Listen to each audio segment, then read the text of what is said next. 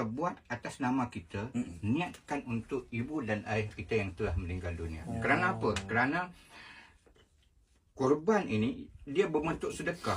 Bila sedekah, orang yang telah meninggal dunia ni sangat memerlukan kepada pahala. Lagi-lagi anak kan? Lagi-lagi anak. Sebab mereka, apa yang mereka boleh buat? Betul. Mereka tak ada sembahyang, tak boleh, puasa tak boleh, zakat tak boleh. Mereka sedang menunggu doa daripada anak mereka.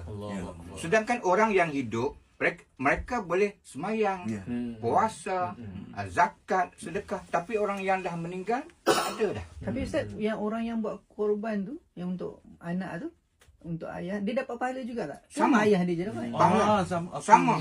Apa yang dia dapat, dapat juga kepada ibu ayah yang telah meninggal dunia. Tapi atas niat, atas mak ayah lah yang meninggal dunia tu. Ya, maknanya kita sebagai anak yang soleh, kita disunatkan, sangat-sangat digalakkan untuk kita melakukan ibadah korban atas nama kita dan niatkan pahalanya tu. Okey. mak dan ayah kita. Satu lagi Ustaz, kalau contoh kita ada mak ayah duduk kampung, kita nak buatkanlah untuk mak ayah kita dekat kampung, tapi dia tak bagi tahu kat mak ayah dia.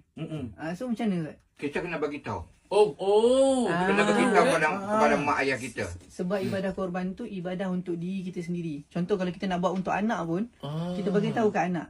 Contoh Rahim, nama anak tu. Rahim, hari ni ayah buatkan korban untuk Rahim. So Rahim macam niat akad apa-apa. lah, Betul? Macam akad. Kita nak suruh dia minta dekat Allah. Betul? Apa benda yang dia nak berjaya, nak sihat, nak apa. So dia berhak untuk minta benda tu. Betul tak? Betul, sebab kita bagi tahu supaya dia pun menjaga larangan tadi. Tak boleh gunting rambut. Dia bukan saja menjaga larangan tu, dia bukan akad. Dia maknanya bila kita bagi tahu tu, dia macam satu penghargaan. Betul. Kalau ayah melaksanakan ibadah korban untuk anak tu merasakan bahawa disayangi, dihargai. Dan mak ayah pula yang masih hidup, kita kena bagi tahu terlebih dahulu pada mak ayah. Mak ayah dalam hati tu kan kata, ya Allah, bertuahnya anak, baiknya anak, bersyukur kepada ya Allah, terima kasih ya Allah, Engkau anugerahkan kepada aku anak yang soleh, anak yang soleha.